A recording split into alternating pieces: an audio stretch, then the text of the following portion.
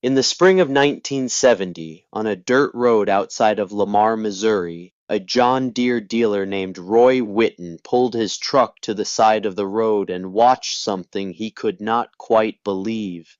A man was plowing a field with mules. Not a tractor, not even an old tractor from the 40s that you could explain away by saying the man was too poor to replace it.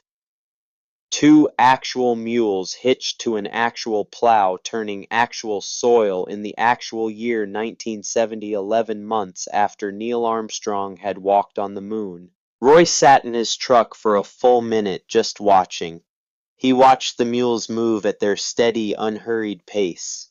He watched the man behind the plow, a lean figure in worn overalls, moving with the particular economy of someone who has done a thing so many times that the doing of it has become indistinguishable from breathing. He watched the dark soil turn over in clean furrows the same way it had been turning over in that county since before the Civil War. Then Roy Whitten started to laugh. He was still laughing 20 minutes later when he pulled into Harmon's Feed and Supply and pushed through the door and found 6 men at the counter doing what men at feed store counters have always done, which is drinking bad coffee and solving the problems of the world at no charge. "You will not believe what I just saw," Roy said, setting his hat on the counter. He told them. He told them about the mules and the plow and the man behind it, and he told it the way a man tells a story that he knows is going to land with timing and emphasis, watching the faces of the men at the counter for the moment of recognition. That recognition came quickly. Everyone in Barton County knew Leland Goss. Everyone knew his 120 acres on the south edge of the county, the farm his father had left him. The quiet way he kept to himself, the fact that he had never quite seemed to notice that the 20th century had arrived and was making itself comfortable in every barn and equipment shed in the surrounding townships. "That is Leland for you," one of the farmers said. "Stubborn as his own mules." "Stubborn is one word for it," Roy said. "I have got another word. Embarrassing. This is 1970. We have men on the moon. We have computers the size of buildings. We have John Deere making tractors that would have looked like science fiction to my grandfather. And Leland Goss is out there with 2 mules like it is 1870. You ever try to sell him a tractor?" someone asked. Roy laughed, the kind of laugh that carries a long history of frustration inside it. "Try," he said. "I have been trying for 10 years. He comes into the showroom 2 or 3 times a year, looks at everything, asks questions that actually make sense, good detailed questions about fuel consumption and hydraulic systems and maintenance schedules, nods his head like a man who is genuinely considering the purchase, and then he goes home to his mules." Nobody could quite figure it out. Leland Goss was not a poor man. His father Cornelius had left him the farm free and clear with no debt attached, and Leland had worked it for nearly 30 years without borrowing against it. He could have walked into any bank in Lamar and come out with enough to buy a brand new 4020 cash if he wanted. The money was not the issue. "Maybe he is scared," Roy said. "Scared of progress. Scared of change. Scared of admitting that the old ways are finished." The men at the counter nodded. That made a certain kind of sense. Leland Goss was afraid of the future. That was the explanation that fit the shape of what they were seeing, and it was the explanation that stuck. Within a year, most of Barton County had a version of the story and a version of the explanation. The nicknames appeared the way nicknames always appear in small counties organically and permanently. Stubborn Mule, Old Mule Leland. They meant the names as insults.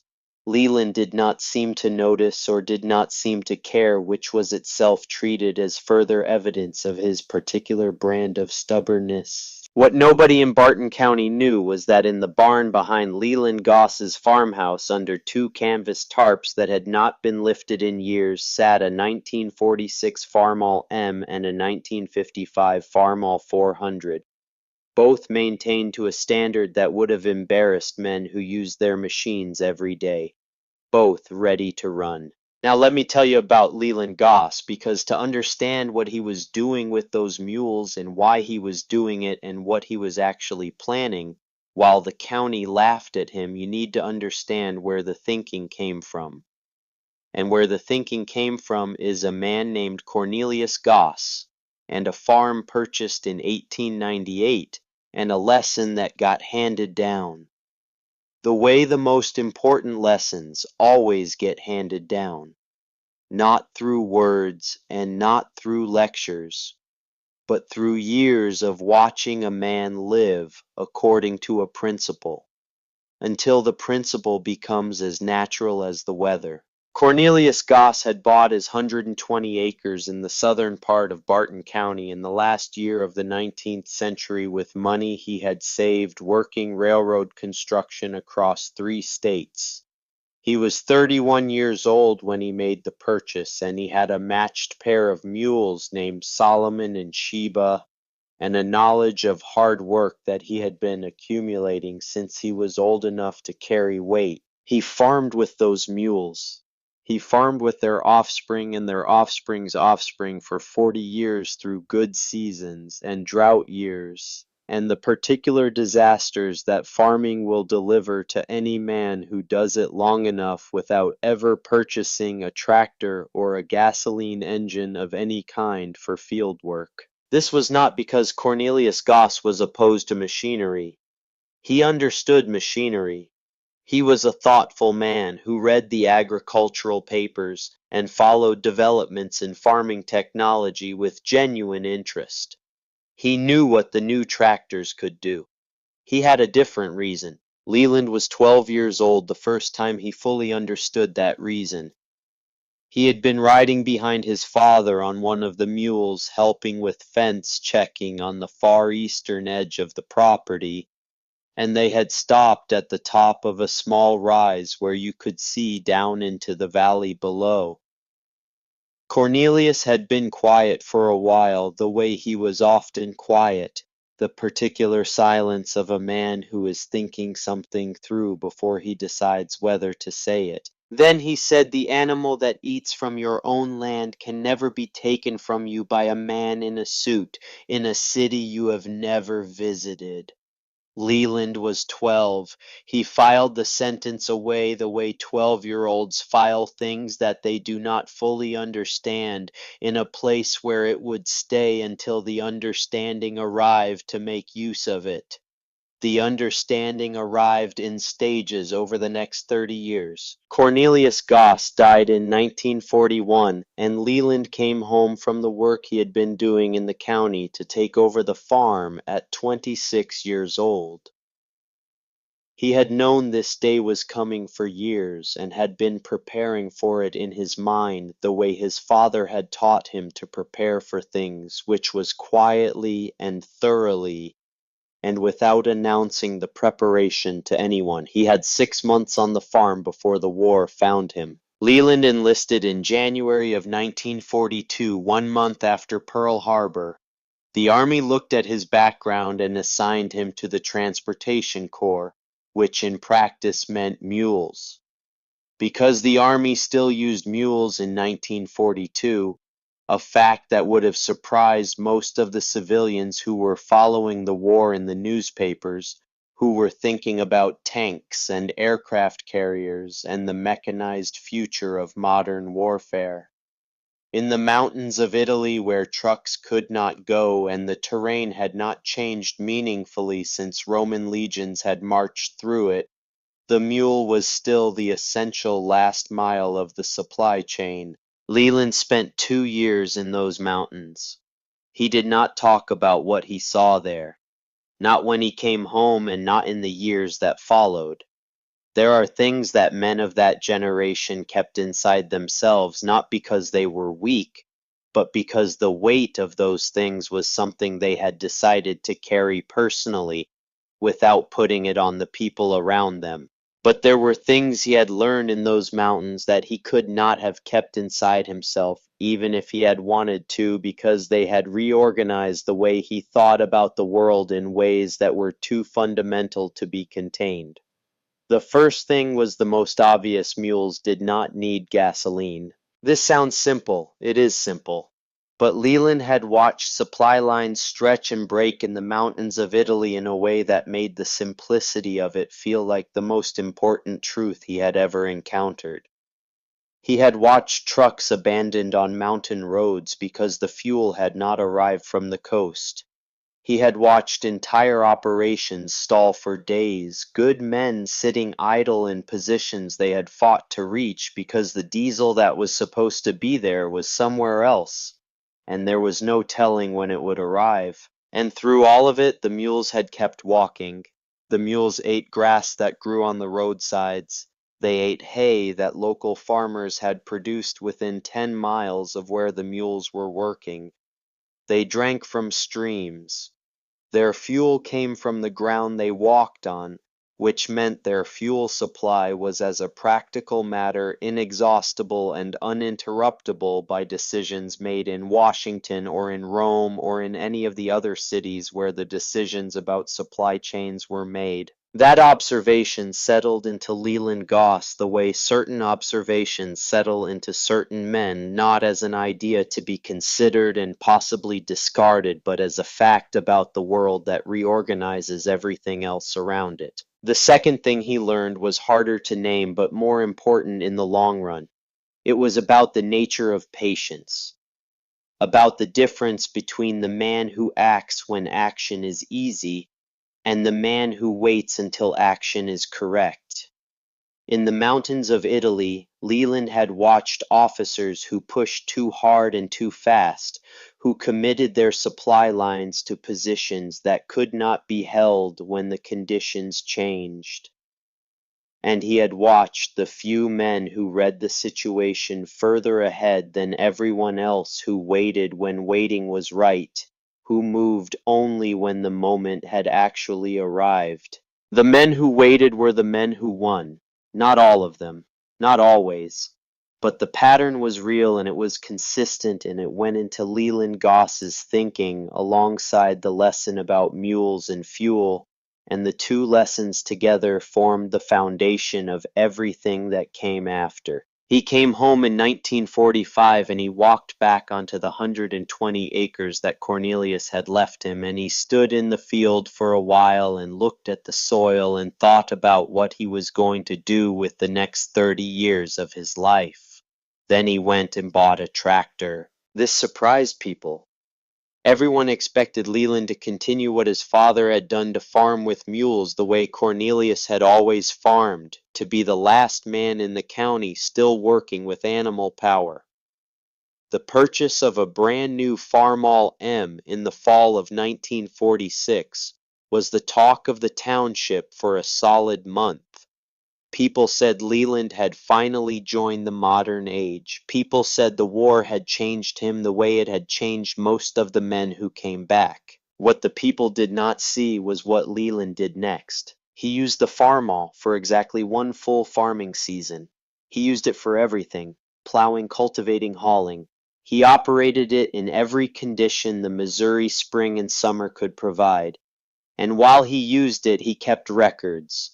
Not the kind of records that a man keeps because he is required to, but the kind that a man keeps because he is studying something meticulous. Notes about fuel consumption per acre, about maintenance requirements, about parts costs, about the hours of labor required to keep the machine operational, compared to the hours required to keep a mule team healthy and working. At the end of that season, Leland Goss parked the Farmall M in his barn, covered it with a canvas tarp, and went back to his mules. People thought the tractor had broken down and he could not afford to fix it. People thought he had tried modern farming and discovered it was not for him. people thought a lot of things, and Leland let them think whatever they wanted because explaining the truth would have required a longer conversation than he had any interest in having. The truth was this. He had done the math. Over a 20-year period, assuming stable fuel prices, a tractor was more economical than mules for a farming operation of his size. The numbers were clear on that point. But Leland did not trust stable fuel prices, not after Italy, not after watching what happened when the supply line to a relatively small military operation in the mountains broke down for 3 weeks. The fuel that ran his tractor did not come from his farm. It came from Texas and from Oklahoma, and increasingly from the Middle East, from places Leland had never been and could not influence, transported through a distribution system that he had no visibility into and no control over. His mules ate hay that Leland grew himself. They drank from his own well. Their manure went back into his soil. The cost of running a mule team was for all practical purposes entirely within his own control. He could calculate it precisely and trust the calculation because he was the one making all the decisions. The cost of running a tractor was only partially within his control. The rest of it was determined by men in offices he would never visit, making decisions he would never be consulted about. This asymmetry bothered Leland Goss the way a stone in a boot bothers a man on a long march. It was not incapacitating. It was present, and it was going to keep being present, and there was only one way to deal with it. He kept the Farmall M under its tarp, and he went back to his mules, and every year he took the money he would have spent on diesel and oil and parts and filters, and he deposited it in a savings account at the Lamar Farmers Bank. Not a large amount in any given year. Between $3,000 and $6,000 depending on how the crops came in and what the going rate for his particular savings was earning in interest. Not dramatic money, but he was patient. And patience applied to money, the same way it is applied to farming, has a quality that most people underestimate until they have seen it work across a long enough period of time. In 1955, 9 years after he had parked the Farmall, M. Leland drove to the equipment dealer and paid cash for a 1955 Farmall 400. The most advanced model International Harvester was making that year. He drove it home and parked it in his barn next to the old M and covered it with a tarp. He did not start it again for 24 years. He maintained it. That is a distinction that matters. Every month Leland went into the barn and spent an hour on each machine. He checked the oil and changed it on schedule. He kept the battery charged. He ran the engines briefly long enough to circulate the fluids and prevent the seals from setting. He treated the fuel systems against corrosion. He did everything that needed to be done to keep two tractors in perfect working condition through years and years of sitting unused. He did this with the quiet regularity of a man performing a ritual whose significance he understands completely, even if no one watching him would have been able to explain it. Meanwhile, he kept farming with his mules. By 1960, he had enough in his savings account to buy a third tractor if he had wanted one. He did not want a third tractor. He had what he needed already. What he was accumulating now was not equipment, but position. The position of a man who owes nothing to anyone, whose operating costs are under his own control, whose savings are growing in a straight, uninterrupted line, and who is waiting for a specific kind of moment that he believes is coming but cannot say exactly when. The men at the feed store and the coffee counters of Barton County did not know any of this. They knew a man with mules. They knew a man who had turned down Roy Whitten's sales pitch every year for a decade.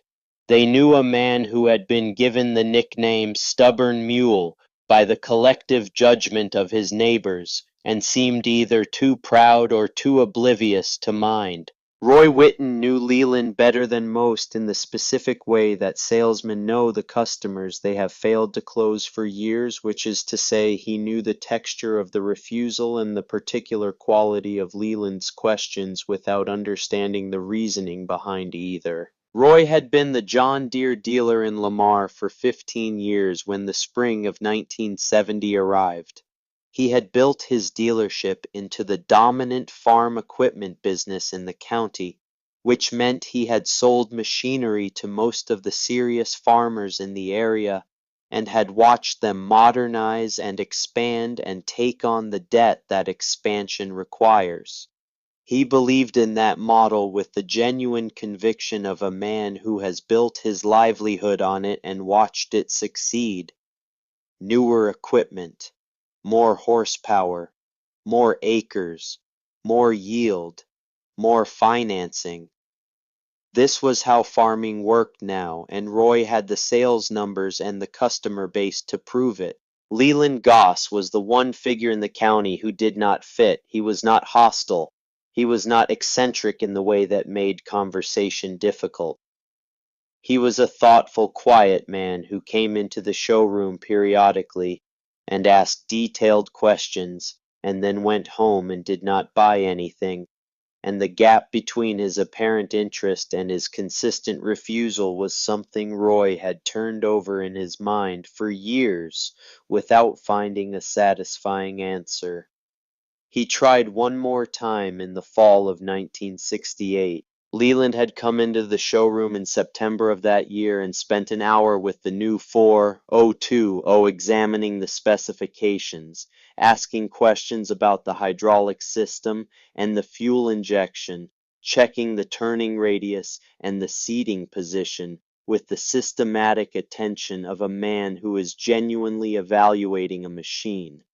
Roy had made his pitch, carefully laying out the numbers on fuel efficiency and time savings and increased capacity, and then he had asked the question he always asked at this stage of the conversation. He said, "I do not understand you, Leland.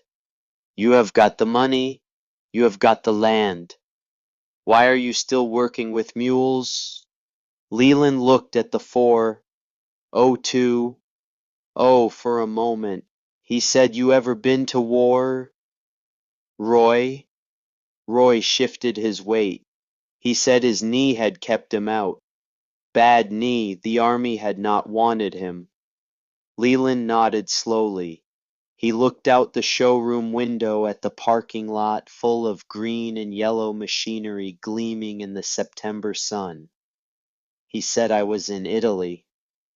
Supply Corps. Mountains." He paused. He said, "You know what I learned over there? I learned that the man with the longest supply line is the man who loses. Does not matter how good his equipment is. Does not matter how much horsepower he has got. If he cannot feed his machines, they stop." Roy said, "Earl, this is farming, not a war." Leland said, "Same principle." He tapped the hood of the 4020 with 2 fingers. "This machine is better than my mules. Faster, stronger, more efficient. I know that. But it has got a supply line 3,000 miles long. My mules eat grass that grows in my own pasture." Roy laughed. He said, "Leland, we are not going to run out of gasoline. This is America. We have got more oil than we know what to do with." Leland headed for the door. He said, "Maybe, maybe not." He paused with his hand on the doorframe. "I will tell you what, Roy. If you are right, if gasoline stays cheap forever, then I am a fool, and everyone can laugh at me." He looked back over his shoulder. "But if I am right, well, we will see who is laughing then." He walked out into the September morning and drove home to his mules. Roy stood at the window and watched him go and shook his head with the specific expression of a man who has encountered something he cannot categorize and has decided to stop trying. Within a year, the nickname had spread to every coffee counter in the county.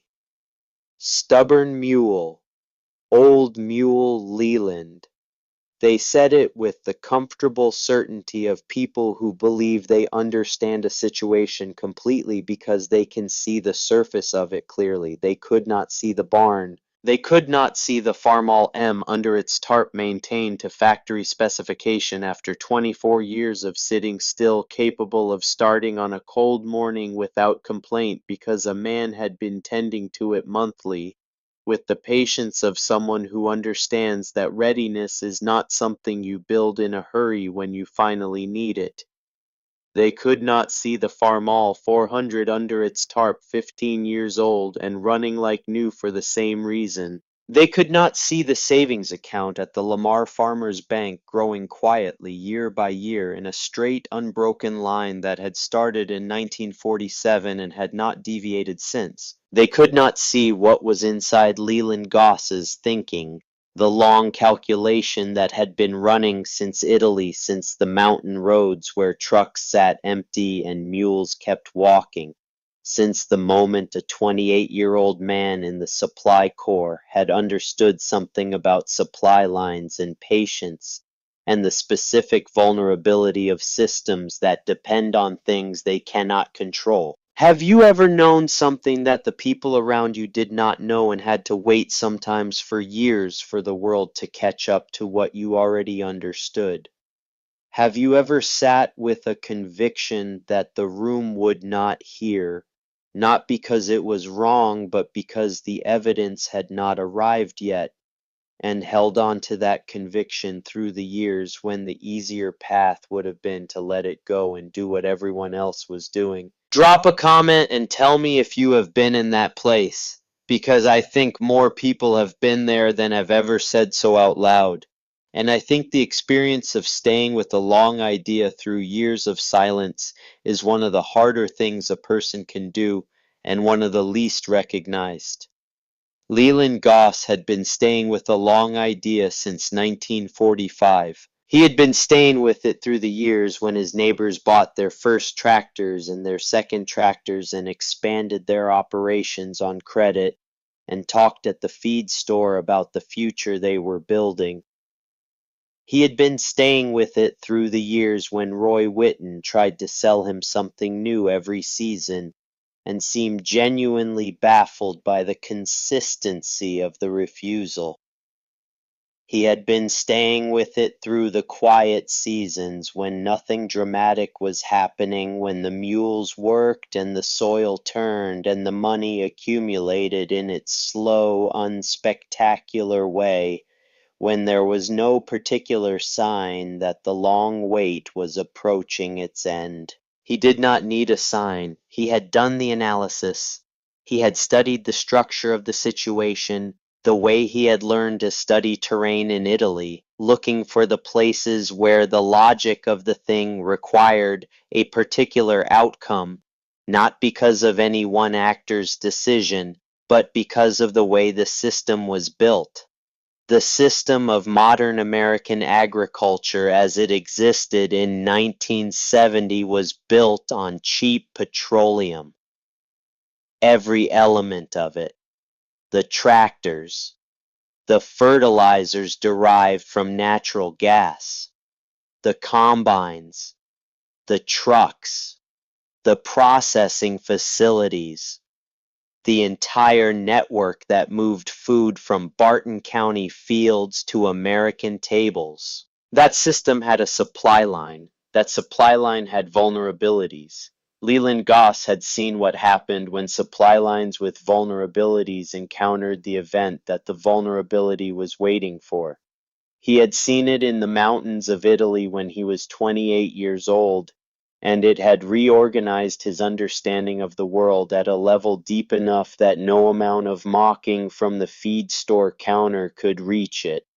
He kept his mules, he kept his tractors under their tarps. He kept his account at the Lamar Farmers Bank, and he waited. In his barn on a September evening in 1968, after the conversation with Roy Whitten that would turn out to be the last serious sales pitch Roy ever made to him, Leland walked past the two tarps in the corner and put his hand briefly on the canvas covering the Farmall M. The tarp was dusty.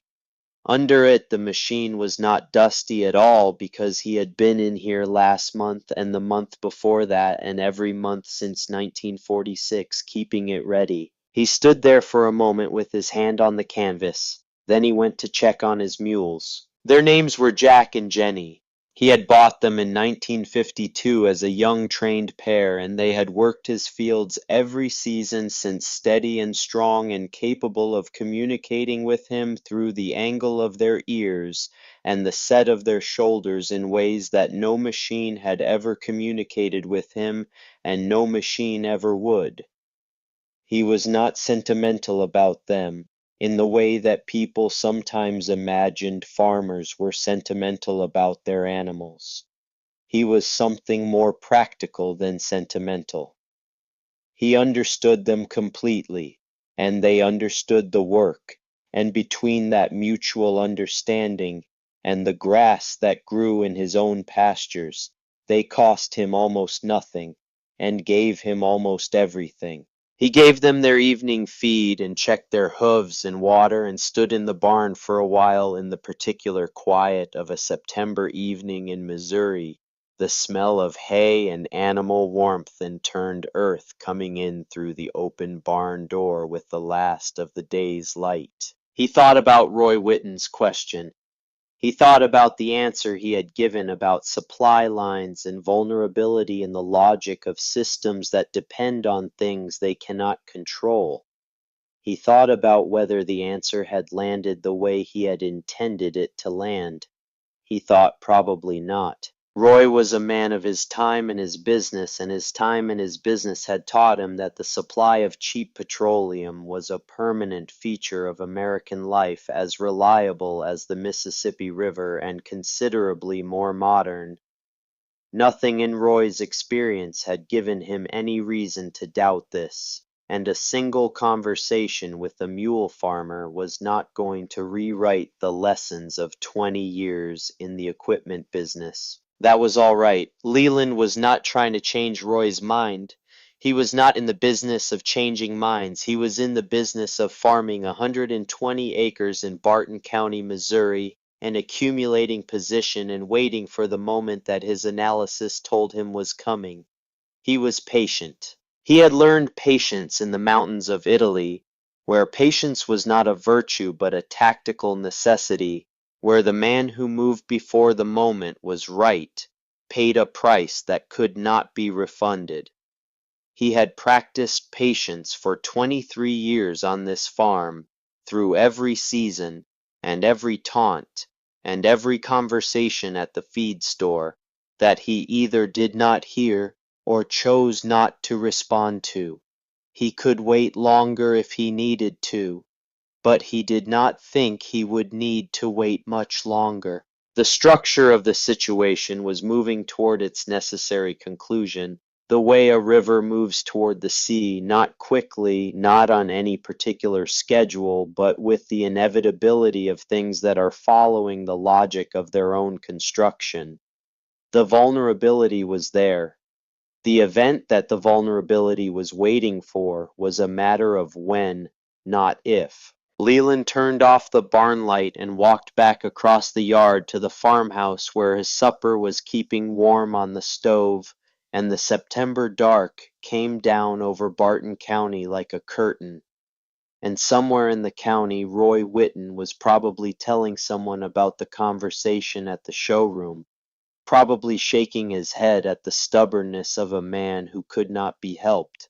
And in the barn behind the farmhouse, under two canvas tarps in the corner, two tractors sat in the dark and waited with the same patience as the man who had been maintaining them for 23 years, ready for the moment he was ready to use them. That moment was coming. It was not here yet, but it was coming. The winter of 1969 came early to Barton County and settled in with the particular stubbornness of Missouri winters that have decided to make a point. Leland was 54 years old that December. He had been farming the same 120 acres for 28 years. He had been keeping 2 tractors under canvas tarps in his barn for 23 of those years. He had been depositing money into the same savings account at the Lamar Farmers Bank every year since 1947, some years more than others depending on the harvest, but every year without exception, never touching the principal, watching it grow with the slow arithmetic of compound interest applied to disciplined patience. He had $89,000 in that account. On a December evening, when the temperature had dropped below 20 and the wind was coming out of the northwest with nothing between it and the farm but flat Missouri farmland, Leland walked out to the barn to check on Jack and Jenny one last time before bed. He had done this every evening for as long as he could remember, this final walk to the barn, this last check of water and feed and the condition of the animals in his care. It was not a chore. It was more like punctuation at the end of the day, a period placed after everything else. He gave Jack and Jenny their water and checked their blankets and stood in the barn for a moment in the warmth that animals generate, that specific barn warmth that is one of the most honest comforts a man can find on a cold night. Then he turned and looked at the 2 canvas tarps in the corner. He walked to the Farmall M and put his hand on the canvas. The tarp was cold. Under it he knew the machine was cold too, the iron chilled through by weeks of low temperatures, the fluids thickened and slow. He had been in here last month and the month before, and he had run the engines briefly as he always did, circulated the oil, kept the seals from setting. The machines were ready. They had always been ready. That was the whole point. He stood there with his hand on the cold canvas, and something happened that had not happened in 23 years of waiting. The question arrived, not as a passing doubt, not as the kind of momentary uncertainty that a man can brush aside with the memory of his original reasoning. It arrived as something heavier than that something that had been building slowly through the years of the long wait, and had chosen this particular December evening, this particular cold barn, to finally present itself at full weight. What if Roy Whitten was right? What if the supply of cheap petroleum in America was not a vulnerability but a permanent fact?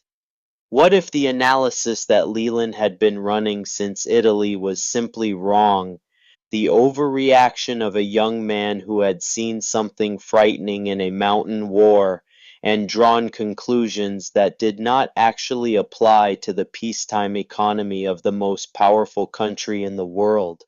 He stood with his hand on the cold canvas and let the question be as large as it actually was. He had $89,000 in the bank and 120 acres and 2 tractors he had never used and a mule team that was going to have to be replaced inside of a few years because Jack and Jenny were not young animals anymore.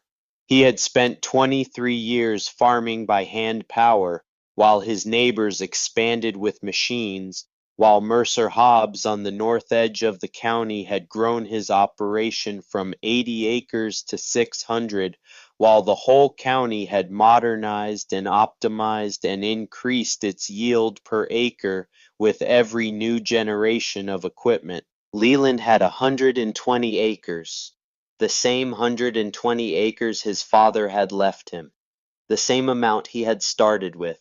If the oil supply turned out to be as reliable as Roy said it was, if the price of diesel and gasoline stayed low or even kept the gradual pace of ordinary inflation, if the supply line from Texas and Oklahoma and the Middle East turned out to be as permanent as everyone seemed to believe it was, Then what Leland had been doing for 23 years was not strategy. It was stubbornness dressed up as strategy. And the $89,000 in the bank, while a real and respectable sum, was a small return for 23 years of being called Stubborn Mule, while his neighbors built operations that dwarfed his. He stood in the cold barn and let the question have its full weight. This is the thing that nobody talks about when they talk about the men who see clearly and act on what they see. The waiting is not passive. The waiting is not comfortable. The waiting is a sustained act of will against the pressure of a world that wants you to join it, that offers you daily evidence that the thing you are waiting for may never arrive, that gives you every reason to conclude that you were wrong and to do what the room is doing. Leland Goss had been resisting that pressure for 23 years. He had resisted it at the feed store when the conversation turned to the new equipment Mercer Hobbs had just put on his fields. He had resisted it when Roy Whitten walked him through the specifications of a new 4020 with the patient enthusiasm of a man who genuinely believed he was trying to help. He had resisted it through every spring planting and every fall harvest, working his mules through fields that his neighbors worked with machines, maintaining the tractors in the barn that nobody knew about, depositing the savings that nobody was tracking. But resistance over 23 years accumulates a weight of its own. Every year of waiting is another year of evidence that the moment has not arrived. Every year of waiting is another year's worth of people who assume correctly from the available evidence that a man farming with mules in Missouri in the modern era is a man who has simply refused to change. The question was real, he gave it that. Then he thought about Italy. Not the mountains themselves, not the specific engagements he did not talk about. He thought about a Tuesday morning in October of 1943, when a column of trucks had been stopped on a mountain road 40 miles from anything, because the fuel that was supposed to have arrived the previous afternoon had not arrived and there was no information about when it would arrive. He thought about the particular quality of that stillness, good men and good equipment and nothing moving, nothing capable of moving because the connection to the supply had broken and there was no workaround. He thought about what had still been moving that morning. The mules had still been moving. The mule train he was responsible for had moved past those stopped trucks at its own unhurried pace, carrying its loads, doing its work indifferent to the crisis of the fuel supply because it did not have a fuel supply in the sense that the trucks did. It had a food supply that grew on the ground it walked over. That image had lived in Leland's thinking for 26 years.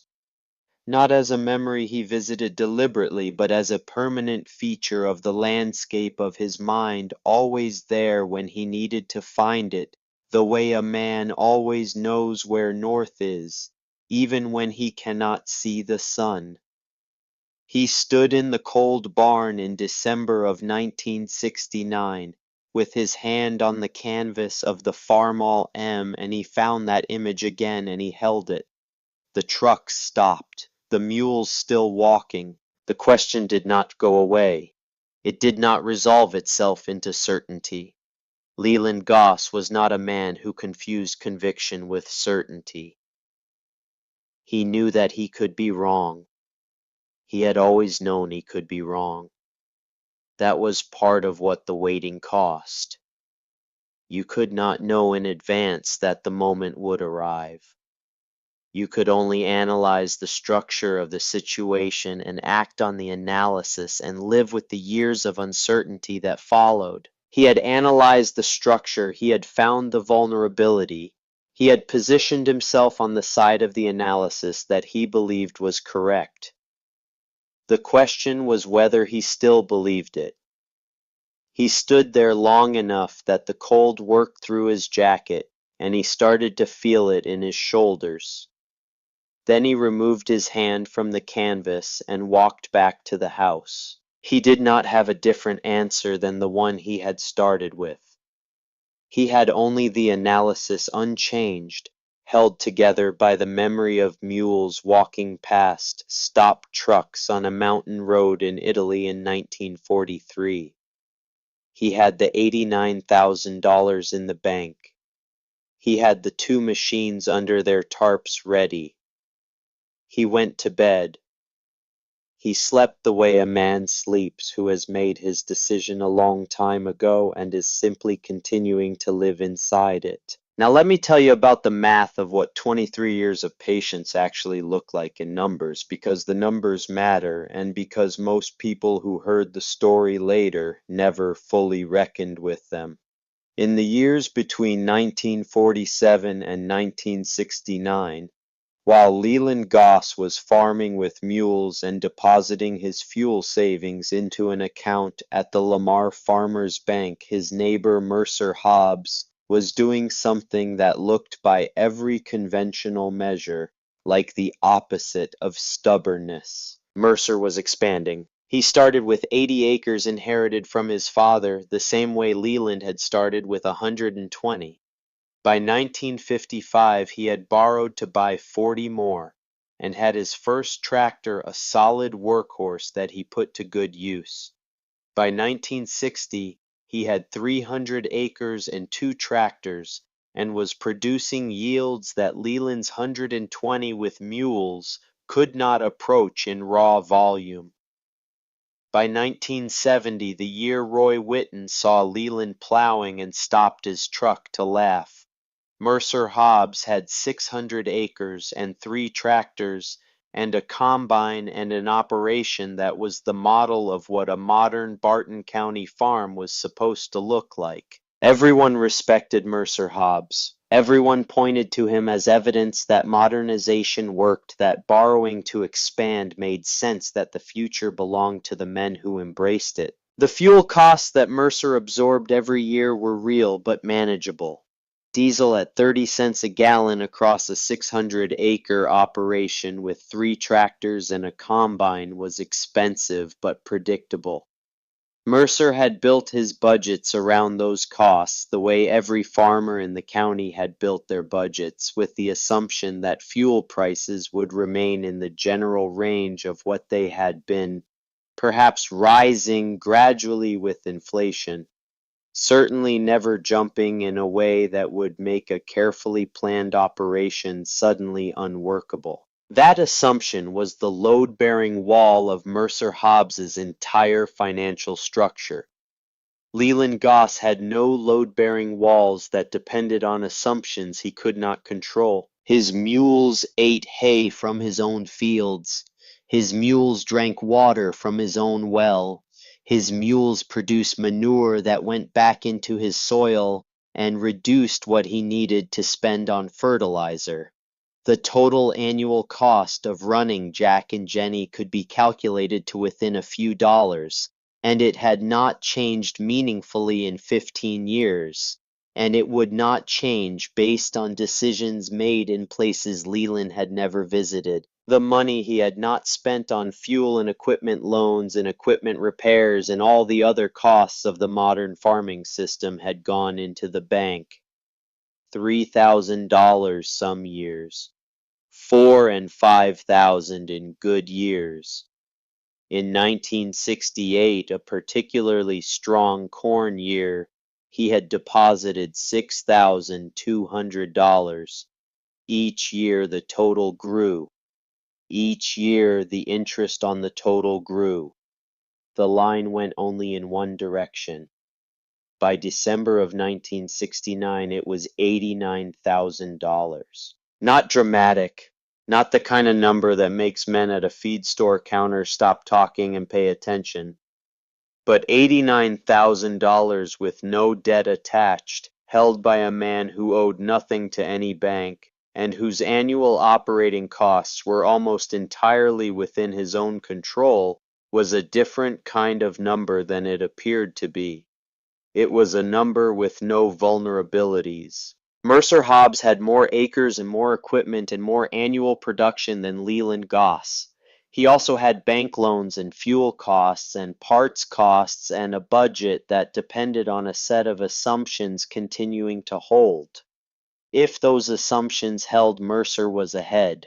If those assumptions did not hold, Mercer would find out very quickly what the difference was between having money and having a position. Leland understood this distinction the way he understood everything he had thought about carefully for a long time. Not as theory, as fact. He waited. On the 16th of October 1973, the Organization of Arab Petroleum Exporting Countries announced an oil embargo against the United States. Most people who were alive and paying attention in the fall of 1973 remember where they were when they understood what was happening. The embargo was retaliation for American support of Israel during the Yom Kippur War, but the mechanics of why it happened mattered less than the mechanics of what it did. What it did was break the assumption. Within weeks, gasoline prices doubled, not crept up, doubled. Service stations ran out. Lines formed that stretched around blocks and sat there through hours of waiting that most Americans had never experienced at a fuel pump and had not believed were possible in the richest country in the world. For American farmers, the implications ran deeper than long lines at the pump. Everything in modern agriculture ran on petroleum. The tractors, the fertilizers derived from natural gas, the trucks that moved the grain, the processing facilities, the entire integrated system that had been built over 30 years on the foundation of cheap and abundant oil suddenly found itself sitting on a foundation that had shifted the way a building finds out. It was not sitting on bedrock, but on something softer. Mercer Hobbs's fuel costs did not double overnight. The shock came in stages as the market worked through what the embargo meant. But by December of 1973, the diesel that had cost Mercer 30 cents a gallon in January was costing 60 cents. His budget, built on 30 cents, was consuming money at a rate that the budget had never accounted for. Mercer was not alone. Every serious farm operator in Barton County was running the same numbers and arriving at the same uncomfortable place. The margins that had looked sustainable at 30-cent diesel looked very different at 60 cents, and were going to look different still if the price kept moving. Leland Goss's costs did not change. Jack and Jenny still ate hay. They still drank from the well. They still pulled the plow at the same pace they had always pulled it. The price of petroleum in the Middle East had no vector through which it could reach Leland's operating costs because Leland's operating costs were not connected to petroleum. He was at Harmon's Feed and Supply that December buying a standard order of supplies when Mercer Hobbs came through the door with the look of a man who has been running numbers for weeks and is not finding the results he was hoping for.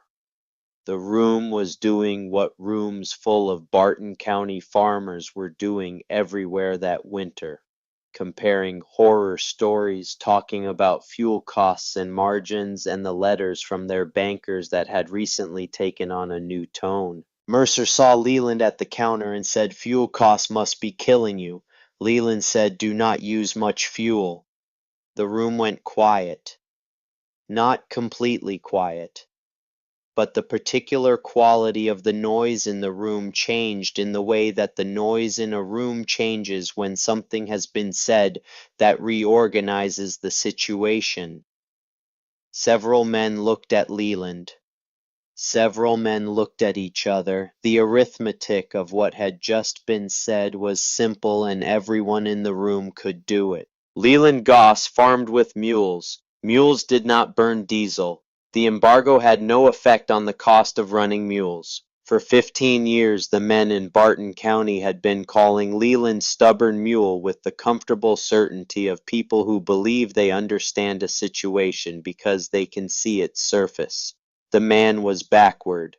The man was afraid of progress. The man was clinging to the past because he lacked the courage to join the future. Standing in Harmon's Feed and Supply in December of 1973 with diesel at 60 cents and climbing in the Federal Reserve talking about things that made farm loan officers nervous, the comfortable certainty was not as comfortable as it had been.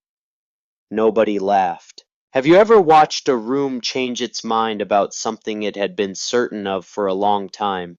Not dramatically, not all at once, but in the specific way that certainty changes when it encounters evidence that it cannot absorb without reorganizing. The change does not announce itself. It arrives in the quality of the silence, in the way men look at their coffee cups instead of at each other, in the particular care with which nobody says the thing that everyone is thinking. The thing everyone was thinking in Harmon's Feed and Supply that December was that the man they had been calling Stubborn Mule had, by some process none of them fully understood, ended up on the right side of something that everyone else was on the wrong side of. Drop a comment and tell me if you have ever been in a room when that shift happened, when the thing that was obvious turned out to be the wrong thing, and the thing that was ridiculous turned out to be the right thing, and everyone in the room understood it simultaneously, without any of them saying it out loud. The embargo ended in March of 1974. But the prices did not go back to what they had been. The days of 30-cent diesel were finished.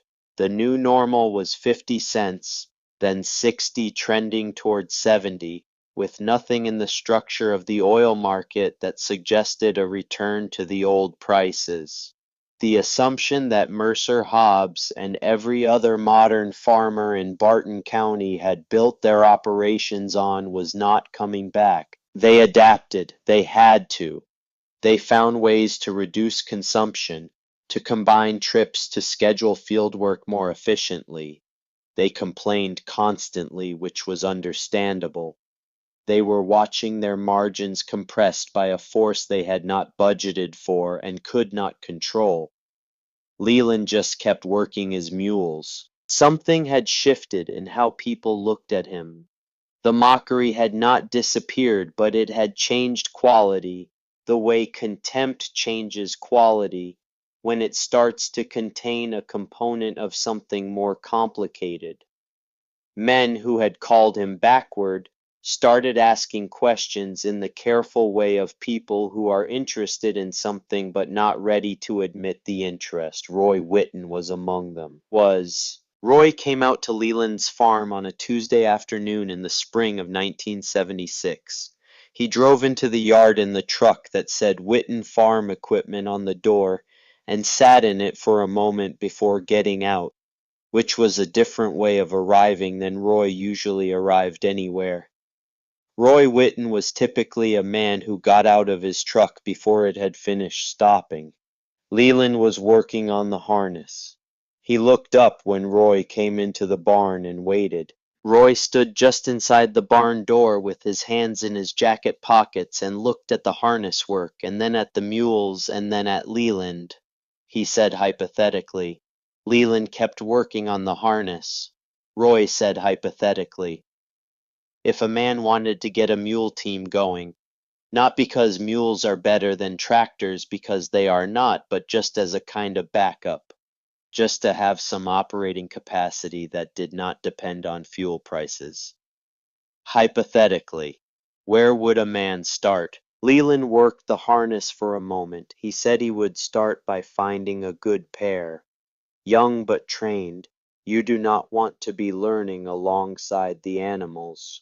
Roy said, where does a man find trained mules in 1976? Leland said, same places men have always found them. It takes longer to locate them now. Most of the people who knew how to train mules for field work are in their 80s if they are still alive. The knowledge is getting thin, but it is still out there. Roy said, what else would he need? Leland told him. Harness, plow, cultivator, a barn set up for the animals' time. He said, and patience. You cannot rush mules. They go at the pace they go, and that is the only pace available. The man who tries to hurry a mule team ends up fighting the animals instead of working with them. Roy said, "How long does it take to learn?" Leland said, "Years. Real years. Not months that feel like years.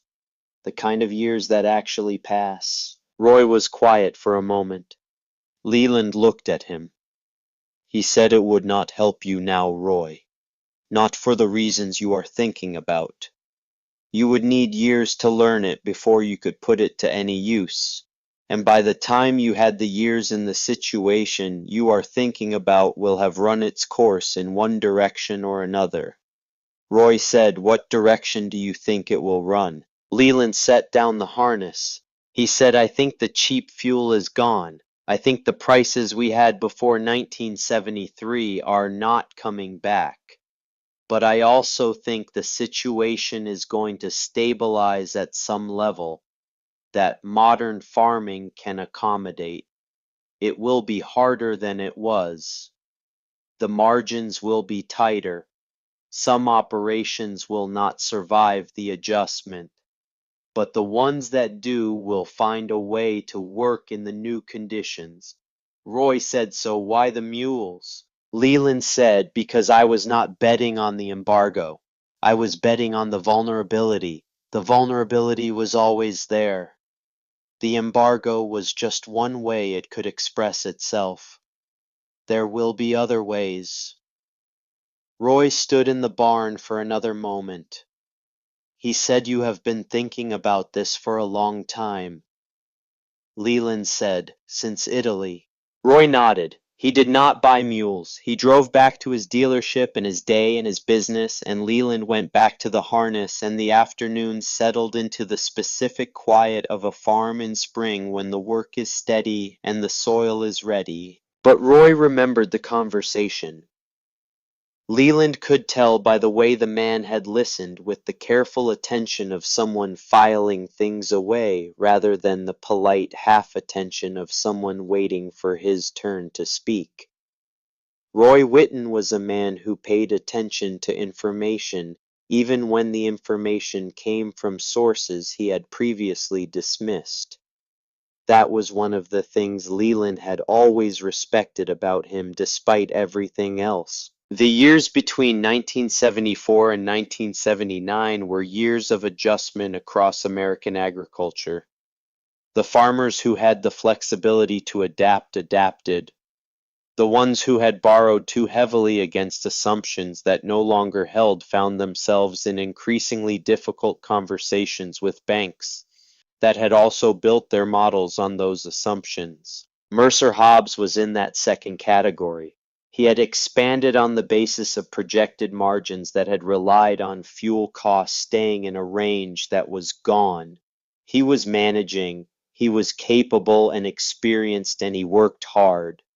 But he was managing a gap between what his operation cost and what it produced that had not existed before 1973 and that the new fuel prices had made permanent. He was not the only one. All over Barton County, the same story was playing out at different scales and at different stages, men trying to find the adjustment that would make their operations work in conditions that had changed in a way that none of their planning had anticipated. Leland watched this without commenting on it.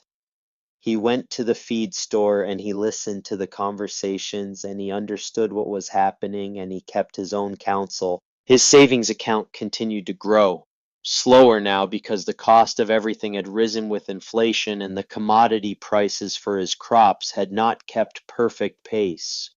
But it grew. By 1979 it had reached $127,000. Then Iran happened. The Iranian Revolution began in January of 1979, and by the end of the year the Shah had fled, Ayatollah Khomeini had taken power, and the global oil market had received a second shock in 6 years that made the 1973 embargo look like a preview. Oil prices tripled. Diesel fuel in Barton County went from 50 cents a gallon to nearly $1.50. The fuel costs that had compressed farm margins after 1973 now threatened to make those margins negative. Men who had survived the first shock by tightening everything they could tighten now found themselves with nowhere left to tighten. Mercer Hobbs had a conversation at the feed store that autumn that became, in the years afterward, one of the most quoted conversations in the county's informal history. He said we all laughed at him. We called him Stubborn Mule. We told each other he was afraid of the future. And the whole time he was the only sane man in the county. The man he was talking to said nobody could have predicted this. Mercer said he did not predict it. He planned like it might happen. That is a different thing, and it is the more useful thing. Leland was not at the feed store for that conversation. He heard about it later, as you hear about most things in a small county, through the transmission system of people who were there and people who knew people who were there. On a September evening in 1979, Leland Goss walked into his barn, walked past Jack and Jenny in their stalls, walked to the corner where the two canvas tarps had been since 1946 and 1955. He grabbed the tarp on the Farmall 400 and pulled it off. The tractor sat in the barn light, looking the way it always looked when he pulled the tarp, exactly as it had been the last time he checked it, which was last month, which was the same as every month for 24 years. Not a speck of rust on the exterior that maintenance had not addressed. Not a fitting that had not been serviced on schedule. The machine was 24 years old, and it looked like a machine that had been cared for by a man who understood that readiness is the product of consistency. Leland climbed into the seat. He sat there for a moment with his hands on the steering wheel. The barn was cold and quiet. Through the walls he could hear the wind moving across the fields and the occasional sound of Jack or Jenny shifting in their stalls. He turned the key. The Farmall 400 started on the first try. The engine came up with the sound of a machine that has been maintained through decades of faithful service. A sound that was deeper and more substantial than the sound of a new engine. The sound of iron that has had time to settle into its tolerances and knows what it is doing. It ran smooth. It ran clean. Not a knock, not a miss, not anything that suggested 24 years of sitting still. Leland sat in the seat and listened to it run. He did not drive anywhere. There was nowhere he needed to go with the tractor tonight. The moment he needed it for was not tonight. The moment he needed it for was coming, and it was close, but it was not tonight. He sat in the cold barn on the seat of the Farmall 400 while it idled, and he listened to the engine that he had been maintaining monthly for 24 years, and outside the wind moved over the Missouri fields. And somewhere in Tehran, a revolution was reorganizing the global oil supply in a way that was going to complete the work that 1973 had started. He let the engine run for several minutes. Then he shut it down. He climbed down from the seat, picked up the canvas tarp, and covered the machine again carefully, the same way he had covered it the first time in 1955, with the attention of a man who is not done with a thing simply because he has stopped using it for the moment. He patted the canvas once the way a man pats something he trusts. Then he went to give Jack and Jenny their evening water, and he walked back through the cold September dark to the farmhouse, and Barton County settled into the particular quiet of a rural night in autumn, and the account at the Lamar Farmers Bank held $127,000. And Leland Goss knew with the clear, unhurried certainty of a man whose analysis has just been confirmed for the second time in 6 years, that the moment he had been waiting for was close enough now that he could see its shape in the dark. What have you been maintaining quietly without anyone watching? that the world does not know about yet? What have you kept ready through years of sitting still, tending it monthly, keeping it capable against a day that other people could not see coming because they were not looking for it? Drop a comment and tell me, because the thing you have been maintaining is the thing that will matter when the moment arrives. And the moment always arrives for the man who has prepared for it. The moment was almost here for Leland Goss. He was 64 years old. He'd been farming 120 acres with mules since 1947. He had $127,000 in a bank account with no debt attached to his name. He had 2 tractors under canvas tarps in his barn, both maintained to a standard that most men would not apply to equipment they used every day ready to run. And across Barton County, in the offices of the Lamar Farmers Bank and in the kitchen tables of men who had borrowed against assumptions that had not held the consequences of the second oil shock, were working through the system with the patient inevitability of a river working through soft stone. It would take a year, maybe 2. Some of the operations that were struggling would find a way through. The stronger ones, the ones with more flexibility in their debt structure, would adapt. Others would not. Leland knew which category Mercer Hobbs was in.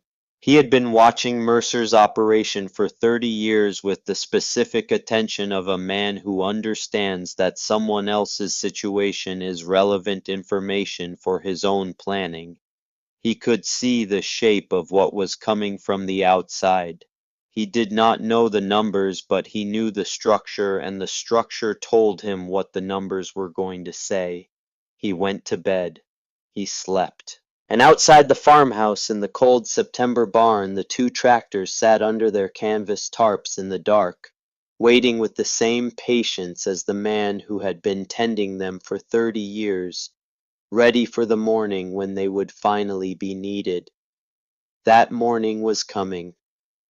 In the spring of 1980, Mercer Hobbs missed a loan payment for the first time in his life. He had been farming Barton County land for 30 years. He had built his operation from 80 acres to 600 through disciplined work and careful expansion and a willingness to borrow against the future when the future looked like it would cooperate. The future had cooperated for a long time, well enough that the debt had always been manageable, always something you carried rather than something that carried you. The second oil shock had changed the arithmetic in a way that managing could not fix. The fuel costs alone were not the only problem. When fuel prices rise, they do not rise in isolation. They move through an agricultural economy the way a stone moves through still water in rings. The cost of fertilizer derived from natural gas, the cost of trucking grain to the elevator, the cost of running the processing facilities, the cost of everything that had been built on the foundation of cheap petroleum rose in some proportion to the petroleum itself, and the margins that Mercer had calculated on 30-cent diesel and everything that went with it were not the margins that existed in a world of $1.50 diesel and everything that went with that. He had talked to his banker in January. The banker had been careful and professional and had said things that sounded like he was not saying what he was saying. Mercer had heard what he was saying. By April, it was clear that the spring planting was going to require either a new loan on terms that the bank was not enthusiastic about extending, or a reduction in acreage that would reduce the income needed to service the existing debt.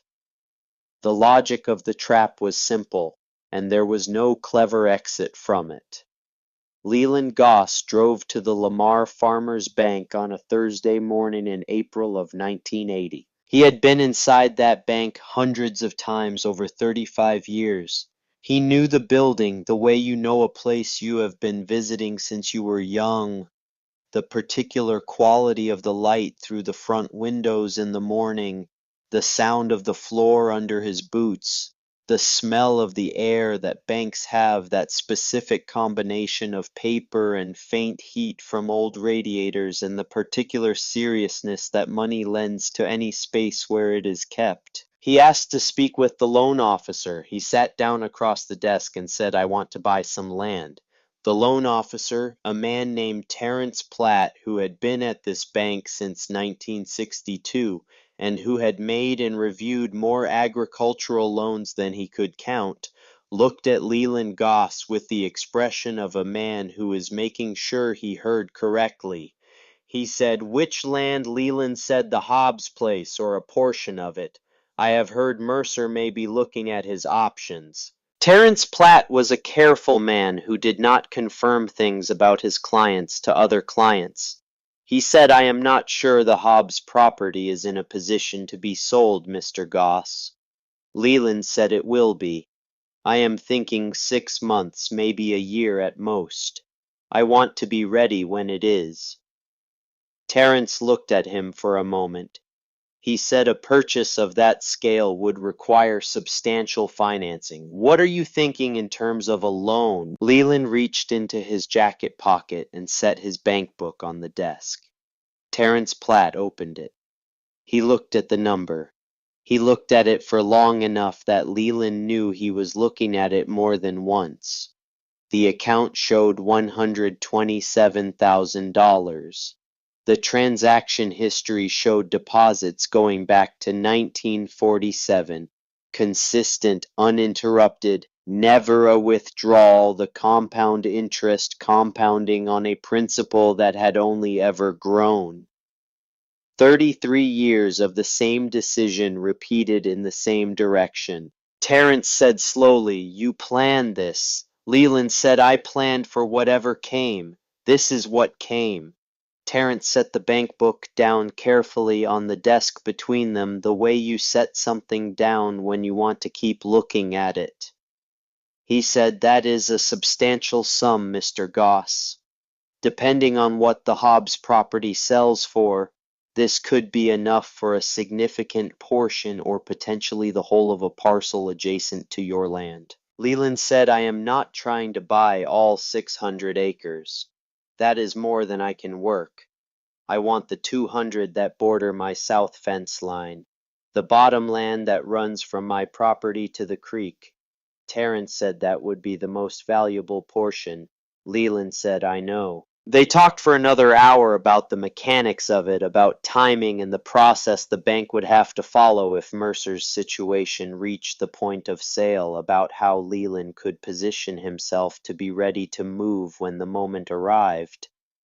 Terence was professional and thorough, and treated Leland Goss with a quality of attention that was different from anything Leland had experienced in that building before, the specific attention that people pay to a man when they have just understood something about him that they had not understood before. When Leland walked out into the April morning, the sun was bright, and the air had the particular quality of Missouri spring air. That combination of mud and green growth and the particular smell of soil that has just started to warm after winter.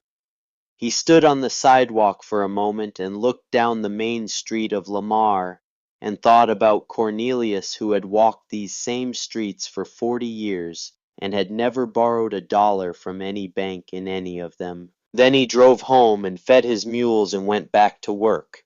Mercer Hobbs declared bankruptcy in the spring of 1981. The formal process took several months and involved the bank and the lawyers and the county records office and all the machinery of a financial situation that has passed beyond the ability of the people inside it to resolve on their own. Mercer himself moved through this period with the particular dignity of a man who has worked hard his whole life and is not going to stop carrying himself well simply because circumstances have turned against him. He was not the only man in Barton County in that situation. He was not even the worst case. He was a capable farmer who had built a serious operation on reasonable assumptions that had not held, and the failure was as much a failure of the assumptions as of the man. The auction was held on a Saturday morning in October. Leland drove to the auction in his truck alone. He parked at the edge of the crowd that had gathered, which was substantial, both because the Hobbs property was significant and because the story of what was happening had a weight to it that drew people the way all difficult truths draw people, not with pleasure but with the need to witness. Mercer was there. He stood at the edge of the crowd near the fence line and watched the proceedings with the stillness of a man who has already done his grieving and has nothing left in him that requires expression. Leland saw him there and thought about 30 years of watching a neighbor work a piece of land, and the specific sadness that comes from watching that work come undone through no failure of the work itself. Roy Whitten was there too. His dealership was struggling by 1981, not in the terminal way of Mercer's operation, but in the tight, uncomfortable way of a business that depends on farmers buying equipment at a time when farmers are not buying equipment. He was not at the auction to buy anything. He was there the way a lot of people were there to watch. The bidding on the bottomland parcel started lower than Leland had expected. The general financial pressure in the county had reduced the pool of buyers who had the resources to bid seriously on a parcel of that size, and the men who were there and solvent were mostly bidding carefully against their own caution. The number came up through the morning with the grinding rhythm of an auction where nobody wants to pay more than they have to, and everybody is wondering if the man across the bidding area has more room to go. Leland raised his hand at the right moment. He had spent 35 years learning patience, and he applied it now. Not bidding early, not bidding to show that he was serious, bidding only when the number was in the range he had calculated, and the remaining competition had thinned to the point where one more bid would likely be the last one needed. He had done the analysis. He knew what the bottomland was worth on its own merits, and he knew what it was worth to him specifically given that it bordered his existing property and would consolidate two operations into one contiguous piece. He had a number in his head, and he bid up to that number and not past it. At $180 an acre for the 200-acre parcel, the auctioneer called it. $36,000 paid from the account at the Lamar Farmers Bank. Roy Whitten was standing about 20 feet away when Leland went to sign the papers. Roy looked at him the way a man looks at someone he has been revising his understanding of for a long time and has just finished the revision. He said, "You crazy old mule, you actually did it." Leland said, "I bought some land." Roy said, "You waited 35 years for this. You sat on that money and those tractors in your barn while everyone called you backward, and then when the moment came, you were the only man in the county with cash and no debt." Leland signed the last of the papers and tucked the deed into his jacket pocket where it sat next to the folded bank book. He looked at Roy. He said, "I did not know it would be this. I suspected something like it was possible. I planned for the possibility." Roy said, "You knew Leland." Leland looked at him for a moment. He said, "You cannot know the future, Roy. You can only understand the structure of a situation and act on what the structure implies. The structure implied that cheap petroleum had a vulnerability. It implied that men who had built on that assumption were exposed. It implied that the man with no debt and no fuel costs was positioned to do something when the assumption broke." He paused. He said it took 35 years for the structure to express itself. It might have taken longer. It might have expressed differently. I did not know. I only knew the analysis. Roy said, "Most men would have given up on an analysis after 10 years of nothing happening." Leland said, "Most men need to see the result before they trust the analysis. I learned to trust the analysis first." He said goodbye and walked back to his truck. Now let me tell you about the next 3 years, because the first purchase was not the end of the story. It was the beginning of the end, which is different. Over the next 3 years, from 1981 to 1983, Leland Goss bought two more parcels of land from neighbors who could not make their payments. He did not rush. He did not try to take advantage of men in distress in any way that went beyond the ordinary transaction of buying land at the price the market set under the conditions the market was producing.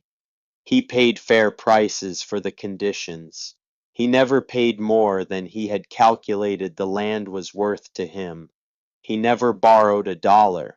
By the fall of 1983, Leland Goss owned 450 acres in Barton County, Missouri, 3 times what his father had left him, 4 times what he had started with when he came back from Italy in 1945.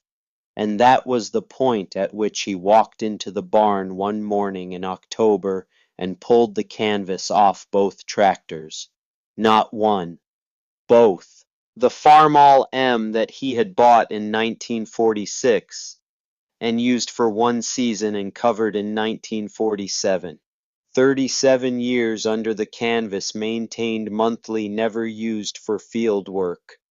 The Farmall 400 that he had bought in 1955 and covered immediately, and never used for field work until the night in 1979 when he started it and sat in the cold barn and listened to it run. He pulled both tarps off and folded them carefully and set them on the workbench. He stood between the two machines and looked at them. 450 acres was too much land to work with mules. Jack had died in 1978 quietly on a winter morning when Leland had come to feed him and found him already gone. Jenny had died in 1981, the same winter the bankruptcy proceedings were underway, and Leland had sat with her for a while before he called anyone. He had not replaced them. That chapter was closed, the way certain chapters close when you understand that what they contained was specific to a time and a purpose, and that the time and the purpose had passed. He had buried them both in the family cemetery behind the farmhouse beside Cornelius. Not because he was sentimental about mules, though he was not a man without sentiment, because Jack and Jenny had been the instrument of a 35-year strategy, and because the family cemetery was where Cornelius was, and Cornelius was the origin of the strategy, and it seemed right that the instrument should rest near the origin.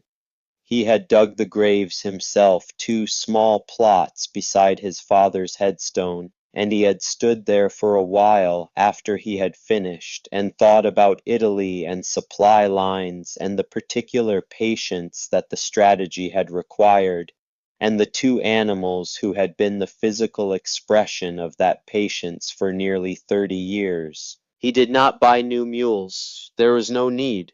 He had 450 acres and 2 tractors that had been waiting for exactly this moment, and the moment had arrived. He started the Farmall M first. It started on the second try, which, given that it was 37 years old and had been sitting for the better part of that time, was nothing short of a testament to what monthly maintenance across 3.5 decades actually meant. He let it warm up and listened to the engine and checked the gauges and found everything where it was supposed to be. Then he started the Farmall 400. It started on the first try, the way it had started on that September night in 1979, with the certainty of a machine that has been treated with the kind of consistent care that eliminates uncertainty. Leland sat on the Farmall 400 in his barn with both tractors running and listened to the sound of 37 years of patience finally becoming action, and he thought about Cornelius on the Mule in 1927, telling a 12-year-old boy that the animal that eats from your own land can never be taken from you by a man in a suit in a city you have never visited. He thought about Italy.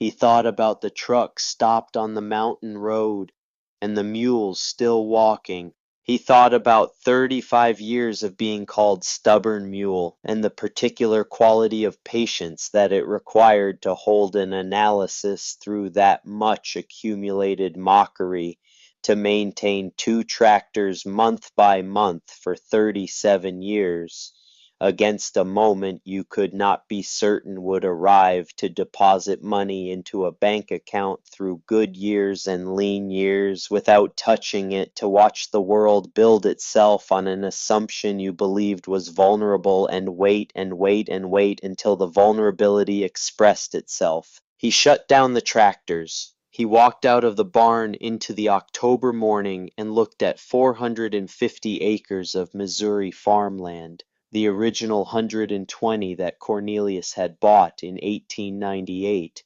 and the 330 he had added in the last 3 years. And he thought about what Cornelius had built with a pair of mules and patience and a belief that the man who controls his own supplies controls his own fate. Then he went back into the barn and got to work. Now let me tell you about Roy Whitten, because Roy's story has an ending too, and the ending matters to this story in the way that the endings of certain lives matter to the larger story they have been part of. Roy Whitten's John Deere dealership in Lamar closed its doors in the fall of 1982. He had fought to keep it open for 2 years through declining sales and rising inventory costs, and the particular mathematics of a business that depends on customers who are themselves under financial pressure. The men who had always bought new tractors every few years were not buying new tractors. The men who had been planning to upgrade were deferring the upgrade. The dealership that had been the pride of Barton County farm equipment for a quarter century became another casualty of the conditions that had been reshaping the county's economic landscape since 1973. Roy was 62 years old when it closed. He had spent his entire professional life selling farm equipment, and he was now standing on the other side of everything he had built with nothing left to sell. He drove out to Leland's farm on a winter morning in January of 1983. He drove past the fields that had recently expanded to include the bottomland that used to be Mercer Hobbs's southern parcels, and he pulled into the yard and sat in his truck for a moment before getting out. Leland was in the barn. He looked up when Roy appeared in the doorway and waited. Roy came in and looked around. He saw the two tractors, both uncovered now, both showing the evidence of actual use in the form of dried mud on the tires and field wear on the exterior that the 37 years of maintained idleness had not produced. He looked at them for a moment. He said, "I heard you finally pulled the covers off." Leland said 450 acres takes more than mules. Roy looked at him. "He said you won, Leland. Whatever game you were playing, you won." He leaned against the barn door in the specific way of a man who is tired in a deeper place than his body. "I spent 15 years trying to sell you a tractor, telling everyone you were backward, calling you stubborn mule. The whole time you were playing a different game than the rest of us." Leland was cleaning a fitting on the Farmall M with a rag. He said it was not a game. Roy said no. "I know that now." He was quiet for a moment. "I spent my whole career selling people the idea that newer was better. That progress meant buying the latest model every year. I believed it. Genuinely believed it. The men who bought from me believed it too. And here we are with your two old Farmalls and 450 acres, and my dealership shuttered." Leland looked at him. "He said you believed something that was true most of the time. That is not the same as being wrong. Newer equipment is better for most purposes. Most of the time the assumptions held and the model worked." Roy said, "But not all the time." Leland said, "Not all the time. The supply line broke. The men who had built on the assumption that it would not break found out what the assumption was worth. Roy said, and you built on a different assumption. Leland said, I did not build on an assumption. I built on an analysis of a vulnerability. I did not know the vulnerability would express itself the way it did. I knew it was there. I planned for the possibility that it would express itself in some way at some time that I could not predict with precision. Roy stood in the barn for a moment looking at the two old tractors that were now doing the work they had been waiting 37 years to do. He said, I used to think you were afraid. That is what I told people, that you were afraid of progress, afraid of change, clinging to the past because you did not have the courage to join the future. Leland said, I know. Roy said I was wrong about that. Leland said, yes, you were. There was a silence between them that had no hostility in it, just the weight of a long misunderstanding that had finally resolved into understanding with all the specific sadness that such resolutions carry because they come too late to change what the misunderstanding cost. Roy said, what I should have seen was that you were the only one who had thought about what happened if the assumptions broke. Everyone else, including me, was thinking about how to maximize the upside. You were thinking about how to survive the downside. Leland said battles are not won by the man with the best equipment. They are won by the man who picks the right moment to act, who waits while everyone else is rushing and then moves when the conditions have become what they needed to be. He set down the rag he had been using. He said, you are a salesman, Roy. You have always been a salesman. That is what you were built for. The world needs men like you. It needs men who drive the adoption of better equipment, who push people toward improvement, who make the case for the future. Nothing wrong with that. The world also needs men like me, men who ask what happens if the supply line breaks. Roy looked at him for a long time. He said, I never understood you until about 1979. And even then, I did not understand the full picture. Leland said most people do not understand a position until it has proven itself. That is one of the costs of holding a long position. You have to hold it through all the years when it has not proven itself yet. Roy nodded. He pushed himself off the door frame. He said 450 acres. You said you still use those old farmalls for the whole operation. Leland said they run fine. They will last as long as I need them. Machines maintained properly do not wear out on any schedule that should concern a man my age. Roy shook his head, and this time the head shaking had a different quality than it had always had before when Roy shook his head at something Leland said or did. This time it was not dismissal. It was something closer to admiration, the specific admiration that comes from watching someone be exactly right about something you were exactly wrong about, without any of the comfort of the possibility that circumstances played a larger role than judgment. He shook Leland's hand. He climbed back into his truck. He drove back down the county road toward Lamar, and Leland watched him go from the barn door, and then Leland went back to work. Roy Whitten never called him Stubborn Mule again. Nobody in Barton County did, or if they did not do it the way they had done it before. The name had changed meaning. It still stuck the way names do when they have been attached long enough, but now when people used it, there was something in the tone that had not been there before 1973, something that was not mockery anymore.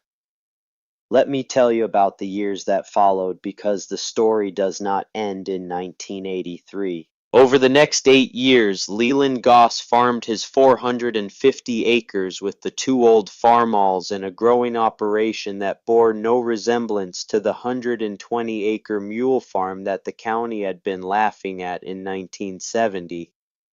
He hired help when he needed it. The first time in his life he had done so on a regular basis. He managed the operation with the same meticulous attention to detail that had characterized everything he had done since 1947, the same record keeping and the same analysis and the same habit of looking not just at what was true now, but at what the structure of the situation implied for what would be true later. In 1991, when he was 76 years old, he bought one more parcel, not a desperate purchase this time, a straightforward transaction with a neighbor who had decided to retire and had land that happened to border Leland's north fence line. He paid a fair price and paid it in cash and added 70 more acres to his total, bringing the farm to 520 acres. 520 acres from 120. Cornelius had left him a farm. Leland had left something considerably larger. He slowed down in the middle part of the decade as a man in his late 70s inevitably slows down, handing more of the daily work to the hired men and spending more of his time on the planning and the oversight and the accounting that he had always done himself. The two farmalls kept running. He maintained them himself for as long as he was able, and then he showed his nephew's son Arvid how to do the maintenance the same way he had learned everything important in his life by watching, and then by doing with someone standing beside him who already knew. Arvid was 30 years old when Leland started showing him. He was a capable young man who had grown up hearing the story of the mules and the tractors and the long wait from his parents, and had understood it intellectually without having experienced the particular quality of patience that the story required. Leland was not sure how much of what he tried to pass on would actually take, which was a thing he had come to accept about knowledge in general, that it passes incompletely from one person to the next, and what takes root depends on the particular soil of the person receiving it. But Arvid listened, which was a start. Leland Goss died in the summer of 1998. He was 83 years old, and he had farmed his land until the previous year, when his body had finally made clear that certain things were no longer available to him. He died in the farmhouse where he had been born in the county he had never left, and the specific quietness of his dying was consistent with the specific quietness of his living. His will was straightforward. The 520 acres and the two farmalls and the farmhouse and everything in it went to Arvid Goss. The instructions were brief, as Leland's instructions tended to be. Maintain the land. Maintain the machines. Do not borrow against the future without understanding what the future might do with what you borrow. The funeral was attended by most of the county, which said something about the kind of man Leland had been, despite the long decades of being called backward and stubborn. Roy Whitten came older now and moved slowly but still present, and he stood for a while beside the grave with his hat in his hands, and did not say anything to anyone around him, which was itself a kind of statement. Mercer Hobbs came too. Mercer had rebuilt in the years after the bankruptcy on a smaller scale with less debt and a different relationship to the assumptions he built his budgets on. He was not bitter. He was a man who had been broken by circumstances and had chosen to rebuild rather than to stay broken, which is its own form of dignity. He stood at the grave and thought about 30 years of watching a neighbor from across the fence line and understanding finally what the neighbor had been doing. After the funeral, Arvid walked out to the barn. He stood between the two old farmalls for a while. The machines were 67 and 53 years old respectively, and they showed their age in the way things show age when they have been genuinely used after a long period of waiting, worn in the specific places that use wears things, and maintained in the specific ways that Leland had always maintained them. They were not museum pieces. They were working machines that happened to be old. Arvid sat down on the seat of the Farmall M, the 1946 machine that Leland had bought new the year after the war and used for one season and covered for 37 years and then worked for the last 15 years of his life. He turned the key. It started on the first try. He sat on the old machine in the barn and let it run and thought about a man who had spent 35 years maintaining two tractors he was not using against. A moment he could not be certain would arrive, who had farmed with mules while everyone called him backward, who had deposited money into a savings account every year from 1947 to 1979, without withdrawing a dollar, who had waited and waited and waited, and then when the moment came, had moved with the certainty of a man who had been ready for a long time and had not spent the readiness before it was needed. Arvid still starts the two old farmalls every spring, just to hear them run, just to remember. On the wall of the farmhouse above the fireplace there is a photograph. It was taken in 1970 and shows Leland Goss behind his mule team in the field, with men visible in the background who appear to be pointing and laughing. Leland is smiling in the photograph, a small specific smile, the smile of a man who is holding a piece of information that the room does not have. Below the photograph in a simple frame is a handwritten note on a piece of lined paper. Arvid found it in Leland's papers after he died, folded inside the bank book from the Lamar Farmers Bank, the same bank book that had been opened in 1947 and had recorded 33 years of deposits. The note has no date. It reads, "They will laugh at the man with mules. Let them. The man who controls his own supplies controls his own fate. The man who waits for the right moment wins the war, not the battle. Be patient, be ready, and when the time comes, act." What Leland Goss understood, and what the county took 35 years to understand alongside him, was something that sounds obvious when you say it out loud, and is genuinely difficult to practice for even a single year, let alone 35.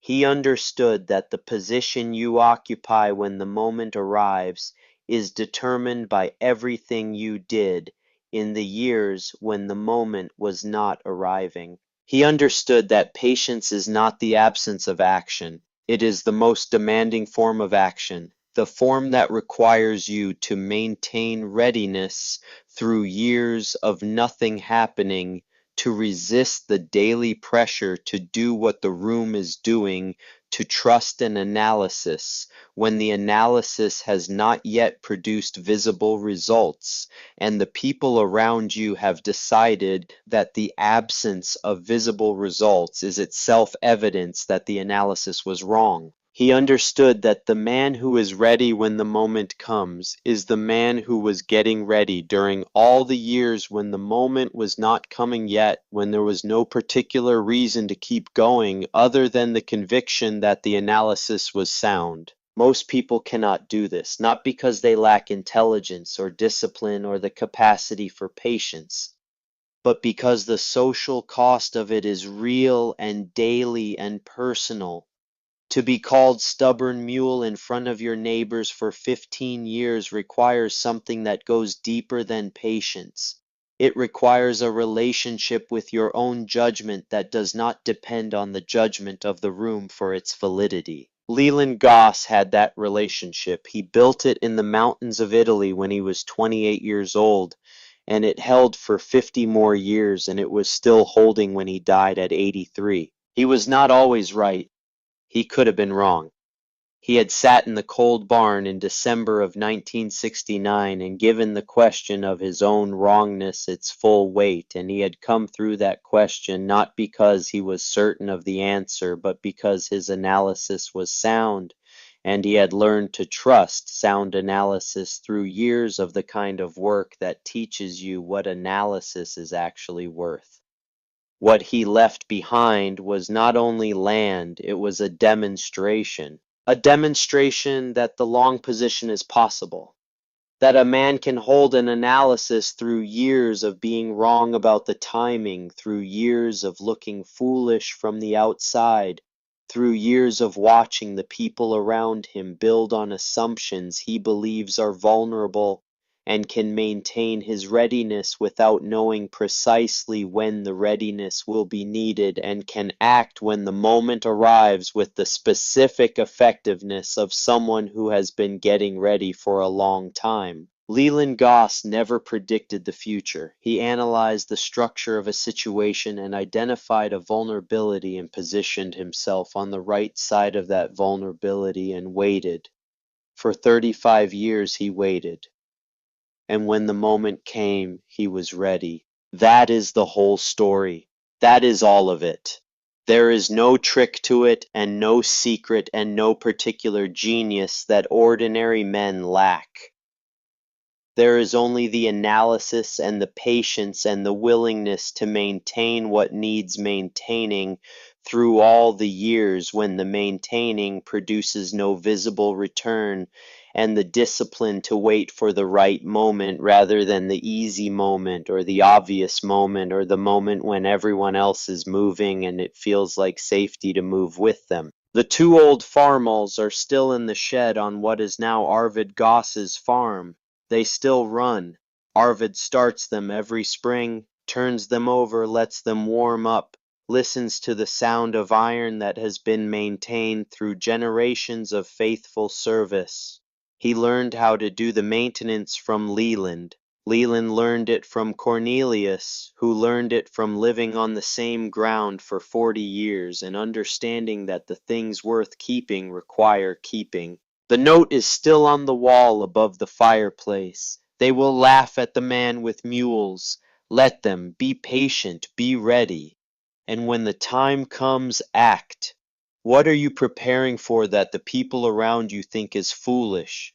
What position are you building through years of nothing visible happening? What have you been maintaining through the seasons when the maintaining produces no result you can show anyone? Tell me in the comments, because I think the people who are holding long positions in silence, who are keeping 2 tractors under tarps in their barns against a moment they cannot be certain will arrive, are some of the most serious people alive. And I think the world has not paid enough attention to what their patience actually costs and what it actually produces. Leland Goss was called Stubborn Mule for 35 years. He earned the name, both words of it.